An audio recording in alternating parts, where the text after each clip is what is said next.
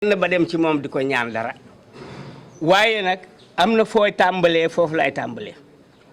yàlla bi mu la tegee nattu ci ay tuuma ñun de géñ naa ne am na ñoo xam ne xam nañ la xam sa njaboot xam ne itam ba nga jëlee say doom di leen yóbbu ñiy jànge alxuraan loolu umpu ñi ndax ña nga leen joxoon ñi leen di jàngal alxuraan ñoom ñoo doon ànd guddeeg bëccëg kon nag ku mën a jël sa doom jàng jox ko mu jàng alxuraan ñoom ñi fi nekk njaboot gi yëpp jàng nañ alxuraan te xam nañ ki leen jàngal alxuraan loola moo tax bi la yàlla waxee ne coow jib ci sa kaw te yow yëgoo tinoo julit yëpp dañu ànd di la ñaanal waxuma ne ilimaan yi waxuñ ci de waaye ñaan nañ nag yàlla jàmm ma yàlla may la jàmm te jàmm jooju la yàlla may tey moo indi suñu taxawaayu fii tey jërëjëf ki fii nekk nag ilimaan bii tax association d'imam envoyé ñi fi pour ñu ñëw ne nañ ñaan ñu retiré plainte bi bañ a dem ci yoon ndax ilimaan ak coon sekk ña ngay dem ci yoon ne ne loolu day du lu leen gënal naam nag am na ñu gën a jege association d'imam ci kii ñu koy ñaanal ci saahir waaye amul ku ko gën a jege ci baatin ndax bu fekkee liggéey bi la ñëpp a bokk benn liggéey bi mën na ñoo ñàkk a bokk nag mbootaay mën na ñoo ñàkk a bokk groupe waaye ñoo bokk nag benn liggéey ñoo bokk benn xalaat ñoo bokk benn bëgg-bëgg mooy yëpp ci yàlla la war a jëm nit nag ku du juum amut yàlla rek moo dul juum te amul kenn koo xamee ne am nga ay soppe 100% ku ko wax waxoo dëgg waaw kenn ku ami soppe am ngay noon say noon nag tey bu ñu sañee dañuy socc seen i bañ bëgg a ree waaye say soppe itam dañuy socc seen i bañ bëgg a ree yàlla na seen i soppe socc seen i bañ day ree ñoo leen leen di ñaanal yéen ñëpp amaa nag ñaan giñ koy ñaanal mooy ilimaan bu fekkee dafa wax te wax boobu ñu ne njuumte la te li ëpp ci nit ñi wax ne njuumte la association des imams danañ jóg sol seen dàll dox ak wax pour jubbanti lañ xalaat ne njuumte la ndax lañ xalaat ne njuumte la mooy lépp lu nit di wax war nga ci am preuve nga xam ne buñ la ne lii nu mu demee nga ne nii la demee maa ci teg sama bët maa gis wala maa dégg lépp loo xam ne nit mun wax ne maa ko gis munoo wax ne maa ko dégg soo ko yóbboo tribunal coono rek nga indil borom moo tax nag ba nga xamee ne lii tey coono mën na ci juddu te ki nga xam ne mooy waral coono boobu bëggul ko coono bëggul fitna bëggul jàmm la bëgg muy coon sekk ak njabootam loolu moo tax association de imam délégué Alaaji Omar Diène am na ñaar ñeneen ñu waroon a ñëw mais dañuy arrêté RTS léegi nag muy ñeenti nit ñoo fi waroon a ñëw juróomi nit waaye yàlla dogal na ñun ñaar ñoo mën a egsi ñi si des ba léegi ba fi mu nekk nii xam nga enregistrement yenn saa yi da ngay programmer dara fekk yàlla ñoom heure bi ñuy programme ak heure bi ngay programme àndul mais loolu la ñuy ñaan ngànt nag ñi nga xam ne ñoo waroon a ànd ak ñoom ñun ñoo yor seen kàddu alhamdulilah di la ñaan jërëjëf ne la yonent bi dafa wax ne ku dul mer mbaam la ngeen baal ma àq ci kàddu gi nag rafetul ku dul mer mbaam la kàddu gi rafetul waaye comme yàllaa ko wax nag il faut ñu waxee ko ni ko yàlla waxee pour ñu mën ko dégg nee na nag képp koo xam ne boo meree sa mer moomu du féex mukk nag kenn mënut a wax ci yow ba nga dellu gannaaw nee na kon mbaama la gën loolu nag yonent bi wax nag yàllaa ko wax te yàlla lu mu wax tey ah bu ñu neexee mooy dëgg bu ñu neexutit mooy dëgg dafa rafetul nag xam nga léeg-léeg nit wax dara ñu ne rafetul kenn waru ko wax ankay parce que yàlla moo ko wax waaye teggiin moo ko mayewul buñ koy wax mën nañ ko wax ci néeg mën nañ ko wax ci ruq waaye léeg-léeg ne am loo xam ne danga koy wax nañ ko waxee pour ñu mën ko dégg mooy yonent bi moo wax ne ku dul mer mbaam nga waaye koo xam ne boo meree nag addina yëpp ñaan la nga bañ lànk ne li nga màtt da nga ko dagg ne na kooku mbaama ko gën ngeen baal ma àq nag ci langage bi nag rafetul waaye maa ngi leen ciy jéggulu képp ku ko dégg nag maa ngi lay balu àq maa ngi balu àq ñëpp di leen jéggulu nag ñun suñu teewaay fii jàmm rek la ndax dañoo nekk ambassadeur de la paix koo xam ne yow lépp lu ñu xew ci àddina bi ci diine ji xel daj la kon bu la xel dajee bu ñu waxee ba mu jeex te bokkoo ca ah xel yëpp dajoon danañ tiit danañ jaaxle mooy association des imams association de imam nag dafa am njiit mooy Alaaji Moustapha Guèye Alaaji Moustapha Guèye nag Omar Diène mii tey bis ni ki tey fi ñu toog nii moo fi bëtam mooy tànkam mooy loxoom mooy làmmeñam kon ci yoon ñi ngi lay ñaan lépp loo xam ne yëkkati woon nga ko mu jëm ci imam Kanté nga teg ko ci suuf te yàlla tax nga xam ne imam bu fekkee dafa juum bu nangu sax ak njuumam ñun ñooy nangu ne juum na ñu toog place am ñaan jéggal ci place imam Kanté ñaan tuub ci place imam Kanté donte kon imam Kanté néew fi wóor na ma ne lii ñuy wax ni ak li ñuy dox ni du naqadi imam Kanté du naqadi njabootu imam Kanté du naqadi képp koo xam ne islam ak jàmm yitteel na la lii dana la yitteel ngeen baal ñàq nag wasalaamaaleykum wa rahmatullah. jërëjëf waaw Sall jógat léegi man damay poser benn question. waaw ñi quelques questions rek le temps ñu jéem a xool kan moo bëgg a poser question. waaw léegi damay wax soxlawul léegi ni ñuy def mooy xam nga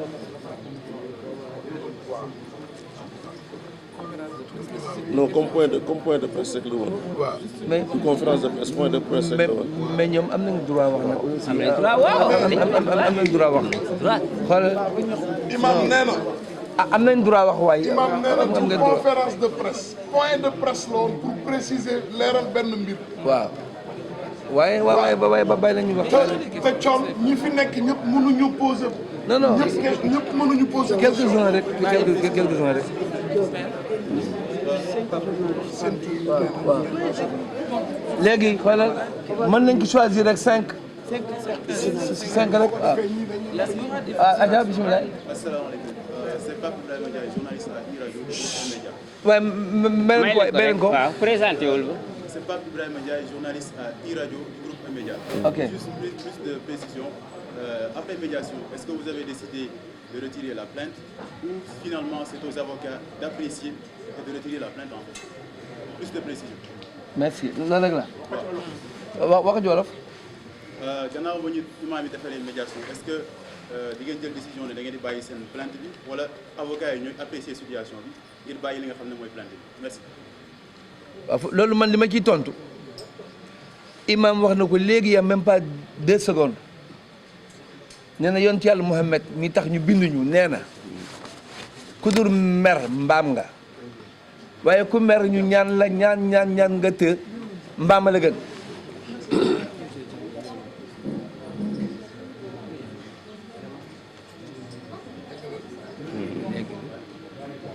donc dama yaakaar ne day ñun ñëpp ay jullit lañu donc bu li amee excellence yegsi leen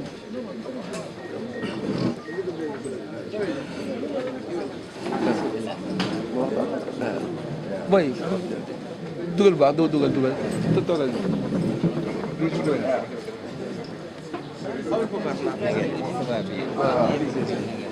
Guèye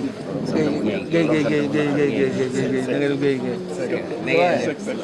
def dañ naa la gis yàgg na lool walaay ndeysaan aleykum salaam wa rahmatulah. na ñëw mën na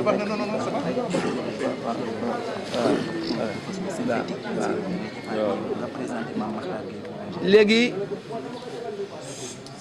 boy may leen ko tuuti rek. càkk di gin waay ah dal leen.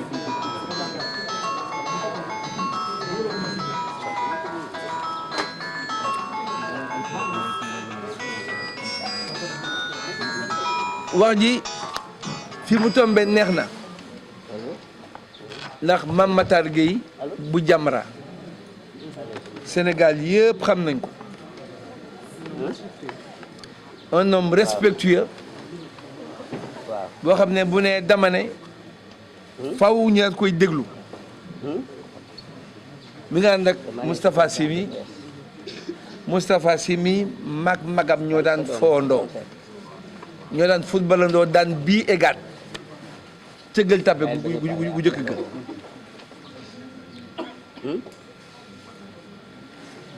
man su fekkee ne man jullit laa damay wax fii ci seen kanam ne à l'instant même su ma jógee dinaa wax avocat yi ñu retirer plainte bi. Merci. parce que imam nee na yonent bi nee na nit ku dul mer mbaam nga waaye boo meree mer ñaan la pour nga giif nga bañ mbaama la gën te man bëgguma mbaam daal di may gën. comme ñoom parce que man sama xel dafa dem fu sori buñ nee procès bi tel jour la am na ñu pare jóge Angleterre France Italie Espagne jël seen billet noo ñëw fees ki tribunal bi léegi mu nekk jàkkaarloo ay imam ak kan Wally Seck ma ñaanum yàlla loolu ma ñaanum wax yàlla. jërëjëf. nit ki nag bu ko yàlla mayee yàlla du mayantu de. non am na yoo xam ne su Wally di jouer fii jóge fii dem France di jouer dañuy dagg seen billet lu billet bi seer dañ koy dagg fay seeni hôtel réservé nangam buuxu mu jaral leen ñu ñëw gis ko ne ko oui bravo yàlla ngoog te vice versa nag am na ñoo xam ne Wally ba jaral na leen jug am na ñoo xam ne Wally jaral na leen jóge bitim réew ñëw ba fii te buñ demoon ba ca bés ba ñu xam ne ñun nous sommes des ngéwélologues nous ne sommes pas des imams mais doyen Matar dana fekk sànq ma ne imam day mandu imam war na lu muy wax mu xam mu teg ci baaraamam xam ne lii mu wax am na man jullit laa man sama waa kër yëpp waa kër yonent bi laa leen tuddee yàlla may na ma doom ma tudd ko Seydina Mouhamed mu may ma beneen ma tudd ko Seydina Aliou beneen ma tudd ko Fatoumata bintu Rasoul beneen ma tudd ko Aïcha Rasoul beneen ma tudd ko Seydina Ababacar man sama waa kër yëpp ginnaaw Wally ak moomi waa kër yonent bi laa leen tuddee man du ma jur gër jigéen mukk ci àdduna waaye yow day Latif man moo doon sama xarit dëggantaan ndax moom laa miinantiloo bañ naa ko ba am na benn clip boo xam ne moom laa woy ci yonent bi seen classe ak seen siège laa ko defee muy woy bi ma woy ci Rasoul waaw donc bu yàlla nammee lii tey ñu ngi lay gërëm bu baax parce que yàlla lu mu nam ma defar rek mu defaru parce que Wally am na ñu ko gëm kenn mënu ki dara am na ñoo xam ne lu mu sol moom la ñuy sol am na ñoo xam ne bëgguñu Wally sax waaye seen doom moo leen di forcer pour ñu bëgg Wally par force yàlla ngoog waaye ñooñu ñëpp nag buñ ne woon tey mooy bis bi du rafet ci ab bu nettali parce que imam lañ ko xam mooy yàlla nee na Wally ak baayam xam nga lu ñu xam far yoo ñu Wally gay naago point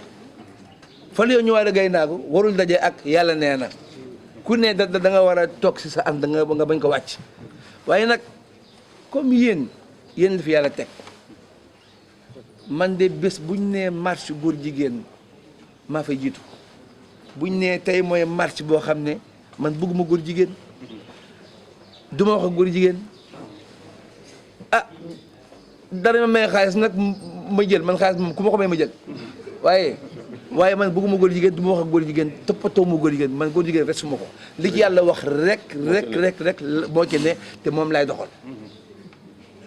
fii may tëggee nag mooy comme yaa ngi soog a ñëw te sa kàddu am na solo waxal ak ñii de façon man retiré naa sax nii ci kàttanu yàlla bu ñu fi paree plainte bi moom dinañ ko retiré incha allah rabbi waaw jërëjëf merci. baal ma dee ci wan. ah Yatal Baye moo ma doon woo. waaw waaw kay salaamaaleykum mbooloo mi. silence silence. jotul ko. waaw kon ñu bàyyi imam. non kii du imam de. man apprenti imam stagiaire imam. stagiaire imam. stagiaire imam. ok waaw nel maam Maxtar. waaw kon ñu bàyyi Maam Makhtar. bu Jamra. Jamra. sa non xaaral. ñu bàyyi Maam Makhtar jël kàddu. waaw mbooloo mi maa ngi leen di nuyu yéen ñëpp en français. voilà d'accord. Pardon? En français d'abord. D'accord. Donc je voudrais d'abord, au nom du président exécutif de l'organisation islamique Jamra, Imam Massamba Diop,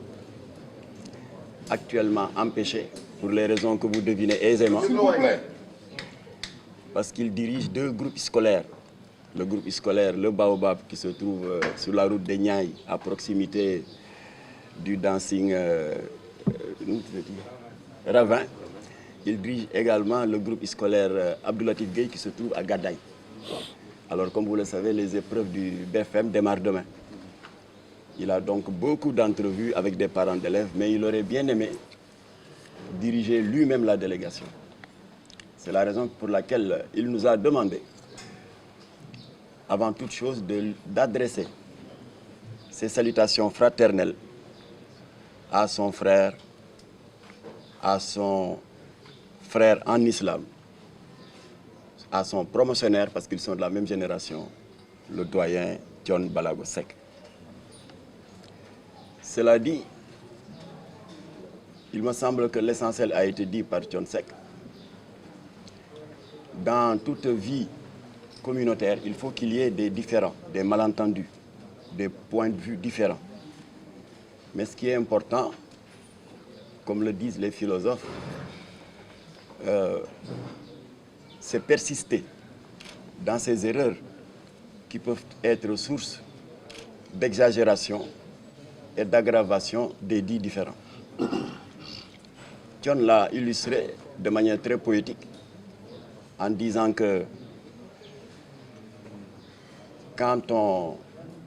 se comporte d'une certaine manière au point d'être taxé de mbam, ce n'est pas cela qui est grave, mais c'est le fait de persister dans l'acte ou dans le comportement pour lequel on vous avait taxé de mbam. Et lui, il a dit qu'il ne souhaiterait pas que mbam gagne. Et ça, c'est un hadith du prophète. Alors donc, c'est en rebondissant sur cela que je voudrais confirmer ce que John a dit à l'entame de son propos,